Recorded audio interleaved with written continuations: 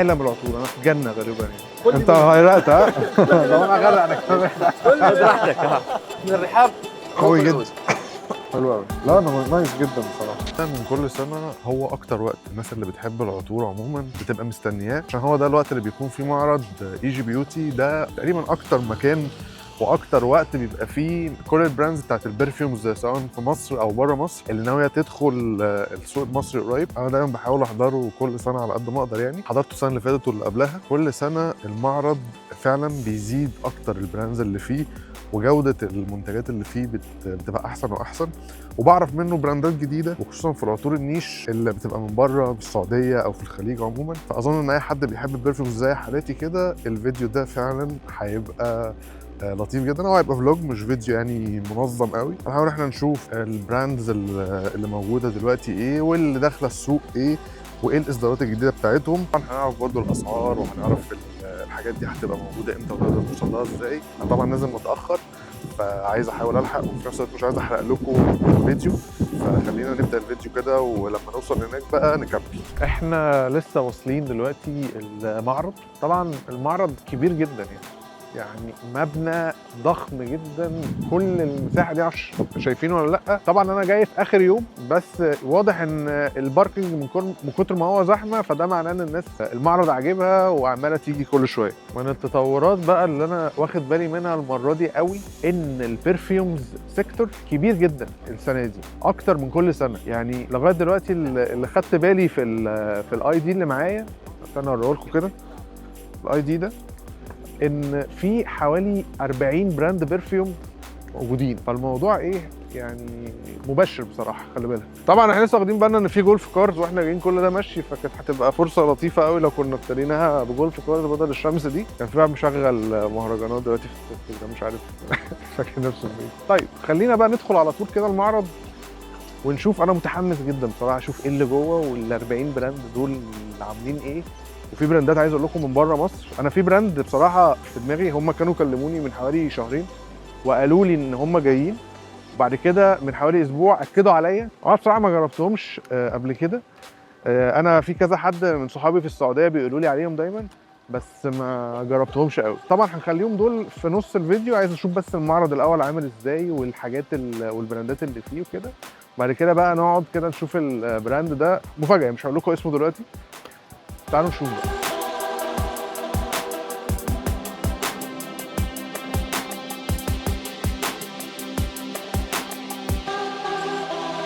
خلينا كده ناخد جولة سريعة في المكان ونشوف الحاجات اللي ناس كتير فعلا. أنا شايف حتى ماء الذهب هناك أهو، وشايف كام براند تاني. أعتقد إحنا كنا اتكلمنا على كذا حاجة من دول قبل كده، بس الفكرة من المعرض ده هو إن إحنا بنشوف البراندز اللي في الصناعة، صناعة الكوزماتكس عموما، سواء بقى التجميل أو العطور. بنشوف الموضوع بشكل مركز شوية. بمعنى إيه؟ إن اللي عنده جديد اول حاجه بينزلها هو في المعرض ده. الحاجات التوب بالنسبه له بتبقى موجوده. طبعا المعرض ده مفتوح للبيزنسز بي تو بي او بي تو سي، للكاستمرز. الناس تقدر تروح، عملاء عاديين يعني، ناس بتحب العطور زي حالاتي كده تحب تروح تتفرج، او شركات عايزين يبقوا وكلاء مثلا، عايزين يبقوا يمسكوا ياخدوا وايت ليبلنج مثلا من براندز او حاجه، ممكن هم يروحوا. انا بفضل يعني، انا بحب اروح كده اتفرج على الجديد ايه في كل سنه. زي ما انتم شايفين مثلا ماء الذهب هنا عامل ازاي، كتير جدا حاجات يعني انا ما بشوفهاش في الستورز بتاعتهم، بتبقى صغيره كده. هنا حاطط كل حاجه تقريبا، كل الحاجات الجديده والقديمه والحاجات اللي لسه ما نزلتش وكل حاجه. في بقى براندات تانية مثلا دخوني ده انا اول مره اشوفه، غالبا ده براند جديد لسه هينزل السوق. في اكتر من حاجه. أنا في عالم العطور، انا في جنه غالبا يعني، انا في الجنه. خلينا كده ندخل سريعا، يعني عايز اوريكم اوفر اول المعرض عامل ازاي باختصار، وبعد كده ندخل بقى على البراند اللي انا رايحه وعايز اشوفه وعايز اجرب الحاجات اللي فيه. فدلوقتي بصيت لقيت فيه براند جايب ميسي وبوسكيتس وخورج ألبا، فشجعني ان انا اخش اجرب اشوف ده ايه.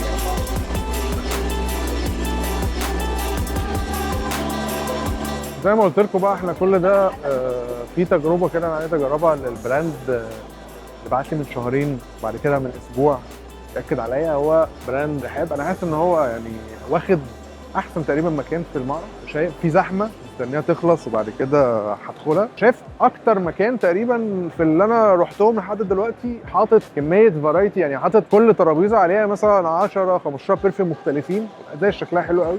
فمتحمس بصراحه اخش. الدنيا كده ممكن تبقى هدت شويه. تعالى كده ندخل بقى ايه، نبص على الموضوع. والله الموضوع يدعو للتفاؤل. يعني في مثلا اللي هناك ده اظن شكله لطيف. بس سمعت هو ده حريمي صح؟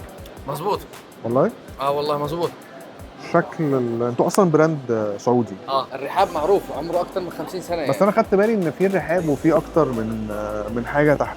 الرحاب ابتدى بعطور شعبيه مبسطه. اوكي. وخلال ال 50 سنه ابتدينا من براند واحد دلوقتي يمتلك 9 براندات مختلفه. ايه الفرق بقى؟ الفرق على حسب يعني حجم العطور، على الكواليتي، على الليفل. أوكي. حاجه بتناسب كل واحد، يعني من ناحيه البادجت، من ناحيه الكواليتي، من ناحيه الشكل، من ناحيه الاصناف، يعني كل حاجه بتناسب حسب الزبون ايه طالب. طب انا عايز استكشف لان انا الكلام تفضل. ده اهلا وسهلا بيك.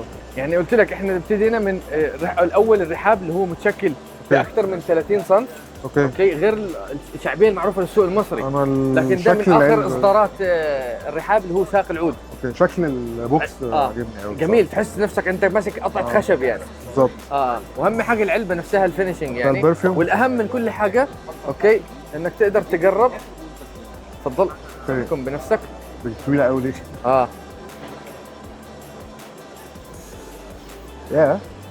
كل ده عودنا ركوزه دي تفضل. جميله جدا. شكرا جزيلا. جميله. مميزه جدا. انا جايب عودنا ركوزه، انا النسخه محترمه. اوكي. دي بصراحه انت بتحب العود شكلك. عودنا ركوزه لا دي نسخه منها محترمه. بالظبط كده. عشان كده يعني هي جميله جدا. واخر اصدارات الرحاب. جميله. هو الاستاذ قال لي اخر اصدارات الرحاب مميزه لو عايز مش تجربها. منها سين دي او حاجه عنها. انت غيرت ها؟ لو انا غرق انا كمان. خد راحتك. خد راحتك. لا في رهيب. تشكيله جميله جدا. يعني عندك كمان ساق العود، عندك عود ميراج.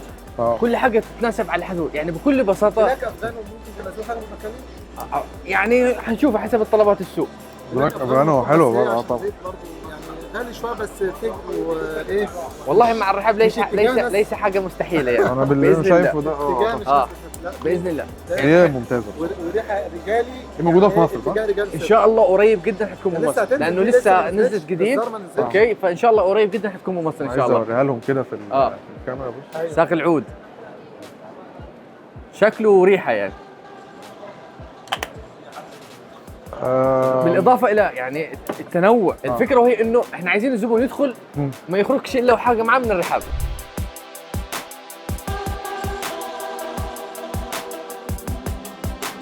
اوكي. لا هو انا حاسس ان انتم متارجتين ثلاث السيجمنتس المختلفين، اللي هو واحد بيحب حاجات تقيله قوي بالظبط كده. حد زي بيحب الوسط، حاجات الخشبيه، حاجات اللي كده. قلت لك في عندنا تنوع. يبتدي من الرحاب اورينتال، اسنس اثكس بحاجه مختلف تماما كعطور ثاني خالص جدا حتى كعطور. احنا عندك هنا تشكيل جدا مختلف من ناحيه حتى كشكل وكعطور.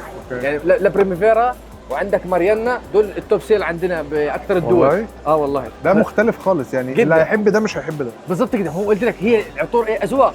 من اذواق باللبس، اذواق بالعطور في لاين معين. لا اكيد طبعا لازم التنوع مطلوب بالسوق عشان هي تلبي جميع احتياجات المستهلك. لا بقى في براندات بتبقى ماسكه في لاين أكيد. واحد. خليني اعرفك على براند ثاني ابتدينا فيه بعد كورونا تحديدا. كبراند اسمه لانسي. اوكي. من ضمن براندات الرحاب. اوكي. في تنوع كمان جدا جميل. حاجه لانسي. لانسي ده تعتبر مودرن اكثر من الرحاب نفسها. اوكي. تمام. الاختلاف فيه انه كمان تلاقي في حاجات شتويه، صيفيه، نسائي، رجالي، يونيسكس. فكمان يلبي كل الطلبات. أوكي. يعني احنا دلوقتي داخلين على موسم الصيف. نبتدي بحاجه رجاليه.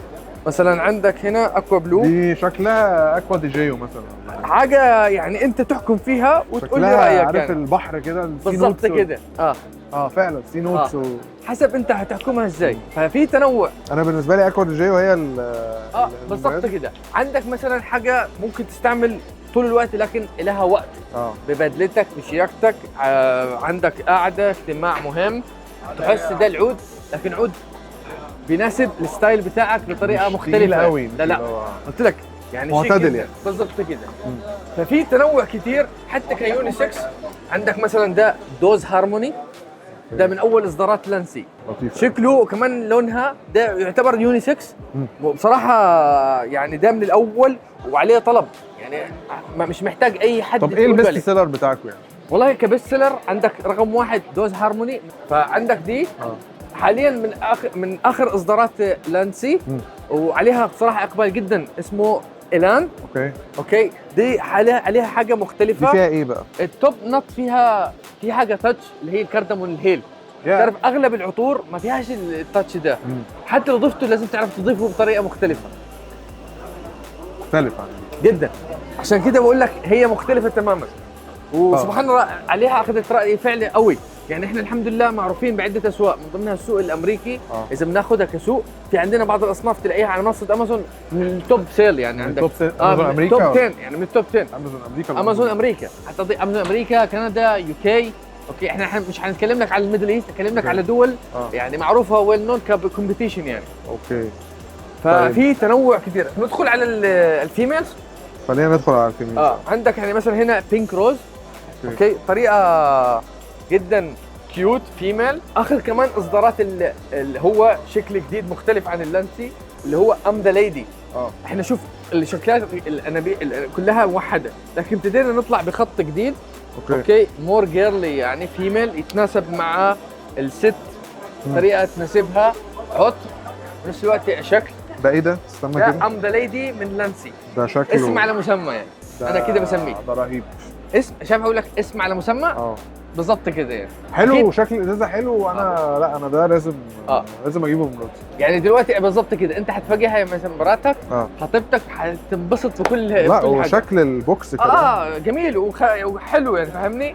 حتى لو تفتحه كده يعني هديه كمان حلوه، يعني بتتناسب مع كل حاجات. فالتنوع مختلف. بالاضافه الى قلت لك نرجع على الاسماء الكثيره عندنا كبراند نيش اللي هو الخليفه. ده براند اوند باي الرحاب، يعني كرييتد باي الرحاب نفسه، يعني بخطه هاي اند كواليتي، بيبتدي من الباكج نفسه، من البوتل نفسه، الاصناف. بس حاجات للزبون اللي هو عايز بالضبط يختلف. في 3 انواع. احنا عندنا الباتشولي ليذر، اوكي، الباتشولي روز، وعندك التونكا امبر. عايز اجرب التونكا امبر. سبحان الله انت مسكت اكثر حاجه الناس عدي عليها راي قوي. والله سبحان الله. احب العنبر. خليني كده اجرب بقى ايه. لا والبخ يعني اكيد طبعا يعني مش حاجه يعني بسيطه، كريمه يعني البخه. بخه كريمه قوي. هي اكيد فيها كومبينيشن بالنوتس. اوكي دي تحفه حسب الناس اللي ايه بتحب ايه. دي نيش. حتى البوكس شكله لاكشر، يعني تاخده هديه وانت مبسوط. يعني بص هديه مثاليه يعني. ده جلد الحمد لله. بالاضافه الى العطور الشرقيه نفسها كرحاب، يعني دي عندنا جزء بسيط من العطور الشرقيه. عندك عود البحرين، تمام، عود البحرين. شجره العود الباكج لوحده بالطريقه دي لما يجي اوكي زي انت بتاخده كهديه. اوكي فخمه جدا، بتسكر.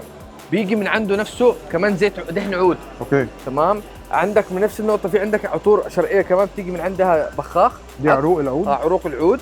عندك عروق العود، نفس عروق العود ده على قد ما فيه طلب نزلنا منتجات مختلفه. في بخور عروق العود بنفس الدرجه. معمول بخور العود، اوكي، اللي هو الكرات الزيت. اوكي في كمان حتى معطرات جو نزلت دلوقتي من الرحاب قوي جدا. له شخص ليه ناس اللي بيحب بقى ايه العود عود بقى الكلام ده. حسب كل شخصيه وطلب. شميت وانا مخوف، شميت جامد. فده بصراحه له ناس يعني قوي جدا. طبعا حسب كمان لبسك. ده من النوع اللي تغسل ملابسك ولسه بيعلق يعني. ايوه طبعا ده مش هيتش خالص. فبالضبط كده. بالاضافه قلت لك الى اصناف كثيره. نرجع ده التنوع. عندك مثلا اخر اصدارات الرحاب اللي هو شاهين. اوكي ده شخصيا انا بالنسبه لي يعني عطري المفضل حاليا يعني. والله ثباتيه، اختلاف. اوكي شكله كمان واسم على مسمى، يعني يديك احساس الشاهين. انا عجبني ان انتوا ستايل حتى الازايز مش مثبتين ستايل واحد. لا ما قلت لك يعني لو تثبت على واحد حيكون زبونك واحد. انه الحاجه بتبتدي من العين. صح من العين. الشم تلعب دور يعني. خصوصا دلوقتي احنا بعصر الاي كوميرس، كل حاجه بتطلب اونلاين، الناس بتحكم على فعشان كده انت لازم تلبي الحاجه مع عطرها نفسه. كمان اديك صنف جديد كمان جديد جدا الحمد لله من الرحاب اسمه شهرزاد. شهرزاد، يعني شوف العلبه نفسها كمان بتقول لك انا شهرزاد. اوكي في جميلة الفينشنج بصراحة. جدا. حريمي ولا رجالي؟ حريمي.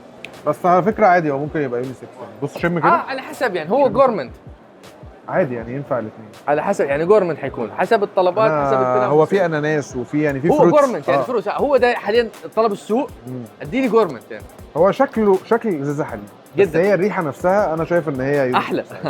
وعادي، انا ما عنديش مشكله اجيب ازازه زي دي عادي كده. بالظبط كده. ففي الحمد لله تنوع، قلت لك يعني الاصناف المتوفره دلوقتي كرحاب تخطط 350 سم. 350 سم ده في كل براند. احنا احلى حاجه عندنا الزبون يدخل. الموضوع مختلف، لا مفيش حاجه شبه الثانيه. انا فهمت ليه يعني. انا كنت عايز اسالك سؤال في الاول، تروح عاملين براندات كتير بس فهمت ان هو كل براند ليه التارجت بتاعه ليه. اكيد طبعا، هو ده الفرق، ان انا عايز ادي زبوني اللي هو عاوزه. ده كمان خط من لانسي، لكن الفرق ده مش عطور، دي معطرات فرش. معطرات فرش. يعني احنا مش بس محدودين بالبخاخ ولا حاجه، ده حتى لانسي من عنده، عندي هيرمست كمان. اوكي. يعني الست يعني الست نفسها تقدر تستخدم العطر. عندي الاصناف العطور مثلا 3 انواع عطور طبعا من غير كحول، اكيد خاص للشعر يعني. تمام، بنفس درجه الريحه اللي حتستعملها رشه على كبخاخ. السرير، رشه على الكنبه، رشه على طبيعي، ما بيعملش اي الرجي او حاجه، تقدر تستعمله بكل اريحيه. ثباتيه. عندنا الكورنر ده محجوز، لكن في تشكيله كبيره كمان. احنا براند معروف كمان، ده اللي بخور والمعمول. بخور ومعمول. عندنا اختلاف جدا متنوع يعني. هنا عندنا تشكيله جدا حلوه كبخور وكمعمول. انا البخور جربته، المعمول ما جربتوش. المعمول ده بيكون زيتي اكتر، مكور عكرات، بيديك كمان سموك اكتر كريحه. ده البخور. المعمول بقى ايه الفرق؟ الفرق قلت لك ده مكور بالزيت. اوكي. كمان بياخد جزء منه تفرشه على الجزء حسب الكميه اللي انت عايزها يعني. كل ما تديها سرعيه تفضل. بس ده بيدي طبعا لا واللي عايز واللي عايز ياخد دخان. انا بالنسبه لي شخصيا باخد مثلا معمول السعوديه، بحط عليه البخور السعوديه، بيديني ريحه 3x يعني 3 مرات يعني. نايس.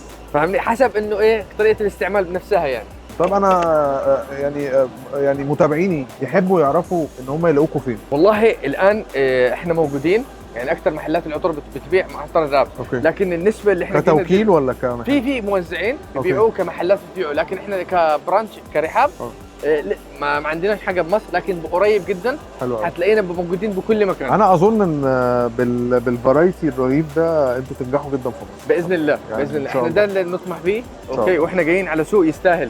احنا تقريبا بقالنا 3 ساعات، يوم كان لطيف، شفنا حاجات كتير. يا رب طبعا اكون يعني حاولت اوريكم المكان كله عامل ازاي وتفاصيله. اخر براند بصراحه بالذات هو اللي انا متحمس ليه جدا. انا معظم البراندات دي عارفها واوريدي، واعتقد انتوا شفتوا قبل كده ريفيوز ليهم قبل كده انا كنت عاملها لهم، ولكن الرحاب عجبتني التوليفه دي، عجبني الفرايتي الكبير، عجبني كل الحاجات دي. هنتظر طبعا ان هم يبقوا موجودين بقى بشكل رسمي في مصر، واعتقد موجودين عند اكتر من وكيل يعني. بس بالفرايتي دي اظن ان هم لما يبقوا موجودين الموضوع هيختلف خالص. اي هوب تكونوا اتبسطتوا وعجبكم الفلوج السريع ده، واشوفكم في الفلوج الجاي ان شاء الله.